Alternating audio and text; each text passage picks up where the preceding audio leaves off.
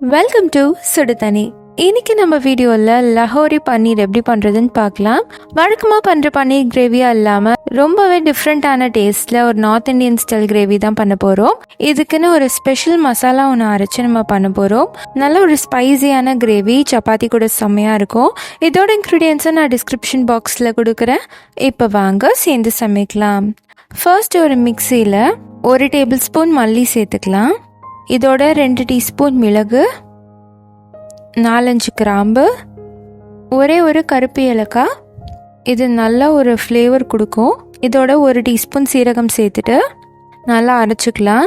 இது ரொம்ப ஃபைன் பவுடராக இருக்கணும்ன்ட்டு இல்லை, கொஞ்சம் கொரப்பாக இருந்தாலே போதும்.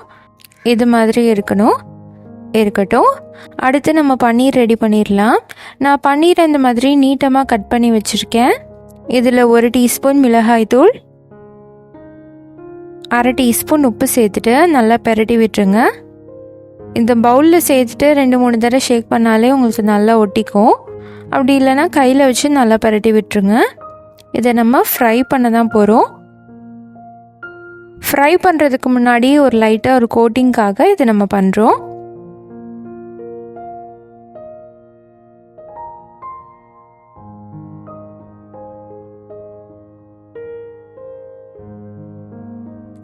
இது நல்லா பரட்டினதுக்கப்புறமா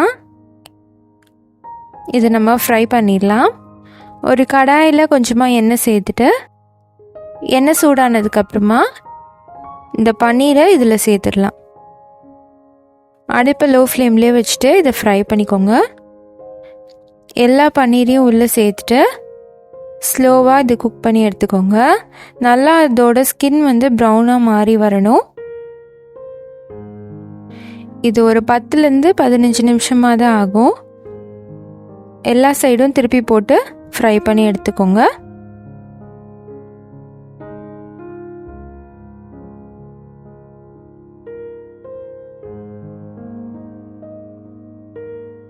இப்போ பார்த்தீங்கன்னா பன்னீர் நல்லா சாஃப்டாக ஃப்ரை ஆகிடுச்சு. இதை நம்ம எடுத்துடலாம்.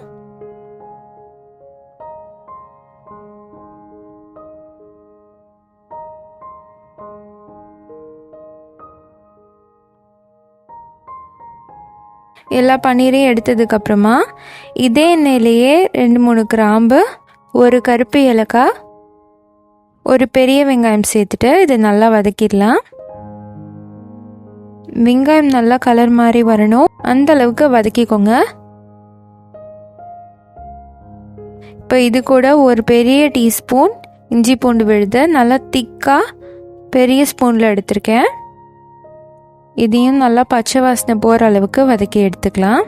இதில் கருப்பு ஏலக்காய் மிஸ் பண்ணாமல் சேர்த்துக்கோங்க, அதுதான் அந்த ஃப்ளேவர் கொடுக்கும்.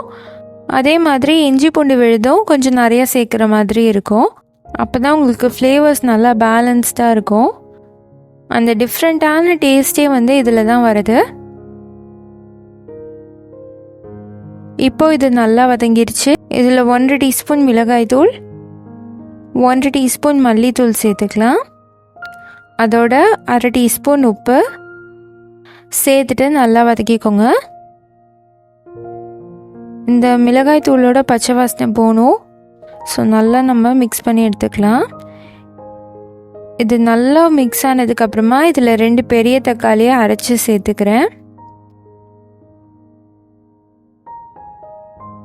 தக்காளி அரைச்சி சேர்க்கும் போது அந்த கிரேவி கன்சிஸ்டன்சி உங்களுக்கு சீக்கிரமாகவே வந்துடும். ஸோ இதோட பச்சை வாசனை போகிற அளவுக்கு நல்லா குக் பண்ணி எடுத்துக்கோங்க. தேவைப்பட்டுச்சுன்னா கொஞ்சம் தண்ணி சேர்த்து இதை கவர் பண்ணி ஒரு 10-15 நிமிஷம் நம்ம குக் பண்ணி எடுத்துக்கலாம். இருக்கட்டும்.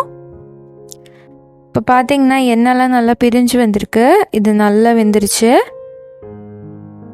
இப்போது இதில் நம்ம தயிர் சேர்க்கணும். இது ரொம்ப சூடாக இருக்கும் போது தயிர் சேர்க்காதீங்க, கொஞ்சம் ஆறணும். அப்படி இல்லாட்டி கொஞ்சமாக ஐஸ் வாட்டர் ஊற்றிட்டு அதுக்கப்புறமா நீங்கள் தயிர் சேர்க்கலாம். உடனே சேர்த்தா தெரிஞ்சு போகிறதுக்கு வாய்ப்பு இருக்குது. நான் இதோட ஒரு 2 டேபிள் ஸ்பூன் தயிர் சேர்த்துருக்கேன். சேர்த்துட்டு நல்லா மிக்ஸ் பண்ணி விட்டுருங்க. இதோட நம்ம அரைச்சி வச்சுருக்க மசாலா சேர்த்துடலாம். ஒரு 2-2.5 டீஸ்பூன் சேர்த்துக்கோங்க. சேர்த்துட்டு நல்லா மிக்ஸ் பண்ணி எடுத்துக்கலாம். ஒரு 5 நிமிஷம் இது குக் ஆகட்டும்.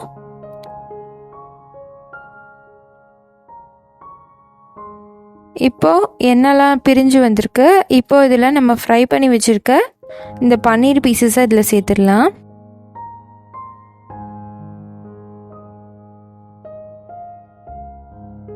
சேர்த்துட்டு லைட்டாக மிக்ஸ் பண்ணி விட்டுக்கோங்க.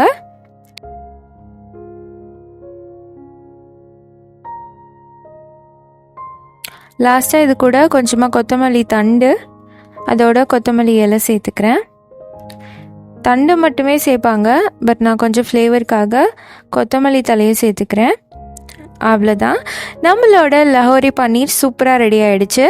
இந்த பன்னீர் கிரேவி ரொம்பவே டிஃப்ரெண்ட்டான ஸ்டைலில் இருக்கும். ஒரு தாபா ஸ்டைல் கிரேவின்னு கூட சொல்லலாம். யூஸ்வலாக பண்ணுற ரெசிபியை விட ரொம்பவே டிஃப்ரெண்ட்டாக இருக்கும். கண்டிப்பாக இந்த டிஃப்ரெண்ட்டான பன்னீர் கிரேவியை நீங்களும் ட்ரை பண்ணி பார்த்துட்டு எப்படி இருந்துச்சுன்னு சொல்லி கமெண்ட்டில் சொல்லுங்கள். இந்த வீடியோ உங்களுக்கு பிடிச்சிருந்தா லைக் பண்ணுங்கள், சுடு தண்ணி சேனலை சப்ஸ்கிரைப் பண்ணுங்கள். தேங்க்யூ.